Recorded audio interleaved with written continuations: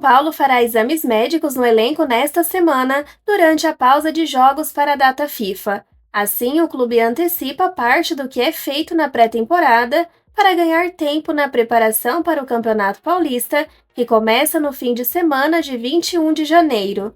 O grupo foi dividido em dois. Na quarta, os jogadores que não foram relacionados para o clássico contra o Santos, domingo se apresentam para os exames.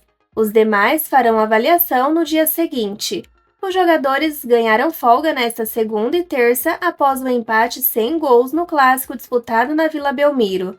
Com 46 pontos, o São Paulo já não corre risco de rebaixamento no Brasileirão. Apesar disso, o técnico Dorival Júnior afirmou que não irá antecipar as férias dos jogadores. O torneio deste ano terminará no dia 6 de dezembro e os atletas terão 30 dias de férias. A expectativa é de que os São Paulinos voltem aos treinos por volta do dia 7 de janeiro para iniciar a preparação para o Paulista. No Brasileiro, São Paulo ainda tem 5 jogos a disputar. O próximo é contra o Fluminense, dia 22, no Rio. O São Paulo passou mais um jogo sem sofrer gols após o empate em 0-0 com o Santos no último domingo na Vila Belmiro pela 34ª rodada do Campeonato Brasileiro. Foi a terceira partida seguida em que Rafael não foi vazado. Nos últimos 4 jogos sofreu apenas um gol. O tricolor parece ter reencontrado a solidez defensiva que virou uma marca na conquista da Copa do Brasil. Beraldo e Arboleda são uma fortaleza difícil de ser superada, uma das melhores notícias em 2023. Mas, se na defesa as coisas parecem as melhores possíveis, no ataque a situação ainda é delicada. Após a cirurgia de Caleri, o São Paulo é uma equipe muito menos perigosa na frente do gol. A dificuldade é escancarada jogo após jogo. No último domingo, Dorival Júnior deu mais uma chance para Juan ser titular, mas o garoto parece estar sem confiança e erra lances simples. Na frente do gol, não consegue ser letal. Até balançou a rede no clássico, mas teve o gol anulado por impedimento de Wellington Rato no início da jogada. Além do atacante revelado nas categorias de base, o treinador tem dado espaço para Erisson e David, mas nenhum dos dois tem conseguido aproveitar as chances. Erisson até fez um gol de pênalti na vitória sobre o Red Bull Bragantino, mas com a bola rolando ele não foi bem. Com a ausência de Caleri, imaginou-se que Luciano poderia voltar a ser o homem-gol da equipe, mas o atacante não passa por um momento iluminado como em outras ocasiões. Contra o Santos, por exemplo, ele deu apenas uma finalização que foi para fora.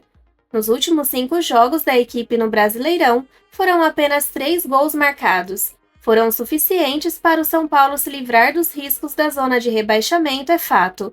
No entanto, é pouco para o campeão da Copa do Brasil.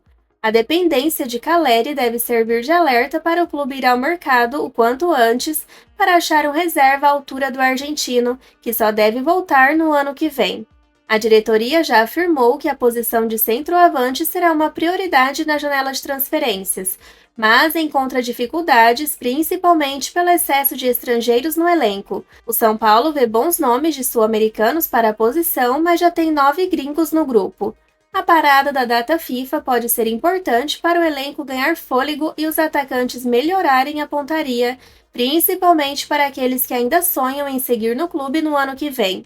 Erisson e David, por exemplo, só têm contrato até o fim de dezembro e ainda estão sendo analisados. O técnico Dorival Júnior espera ter Lucas Moura no próximo jogo do São Paulo. O jogador teve um estiramento na coxa esquerda no fim do mês passado, em jogo contra o Palmeiras, e desde então está em tratamento.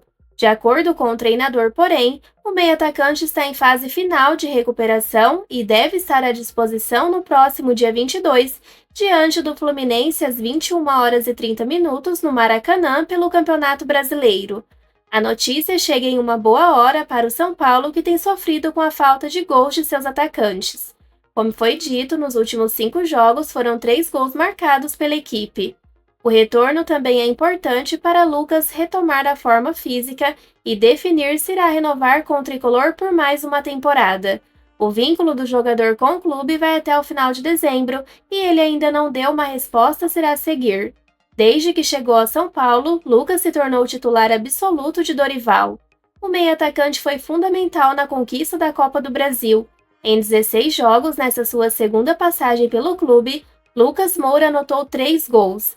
O departamento médico do tricolor, porém, segue cheio. Mesmo após a saída de Lucas, o time ainda não contará com Caleri, Alexandre Pato, Marcos Paulo e Nestor. Igor Vinícius e Galopo estão avançando no tratamento de suas lesões e já fazem trabalhos leves com bola. O técnico Dorival Júnior revelou na noite de ontem, dia 12, após o empate no clássico contra o Santos, que irá puxar um garoto do sub-17 do São Paulo. Trata-se do ponta Henrique, que é monitorado pelo Bayern de Munique e tem multa de 260 milhões de reais. Henrique Carmo está no São Paulo desde os 7 anos. Ele assinou o primeiro contrato profissional no ano passado e a multa rescisória é de 50 milhões de euros, equivalente a 260 milhões de reais. O jovem vem sendo monitorado de perto pelo Bayern de Munique há cerca de 6 meses. Os alemães enviaram olheiros para observar Henrique em loco e querem acompanhar a evolução dele em 2024. O jogador faz parte da geração que o tricolor aposta muito. O time sub-17 chegou nas finais do Brasileiro e do Paulista neste ano. Henrique tem 34 jogos na temporada e 6 gols marcados. Ele deve subir ao profissional para treinar durante o restante da temporada e o período já servirá como teste para integrar o elenco em 2024. O portal inglês Daily Mail, em sua seção de futebol, destacou o interesse do Liverpool em contratar o jovem zagueiro do São Paulo, Lucas Beraldo, já na janela de inverno da Europa, que será aberta no mês de janeiro do próximo ano. A reportagem cita que pessoas do Liverpool voaram até o Brasil para tentar a contratação do zagueiro por algo próximo dos 20 milhões de libras ou 120 milhões de reais. Vale lembrar que o São Paulo possui apenas 60% dos direitos econômicos do atleta neste momento. Depois do clássico pelo Campeonato Brasileiro, a Vila Belmiro volta a receber um Sansão, mas desta vez pelo Paulistão Feminino. A partir das 20h30 desta segunda-feira, Santos e São Paulo decidem quem passa para enfrentar o Corinthians na final. O Sport TV transmite ao vivo e o GE faz a cobertura em tempo real.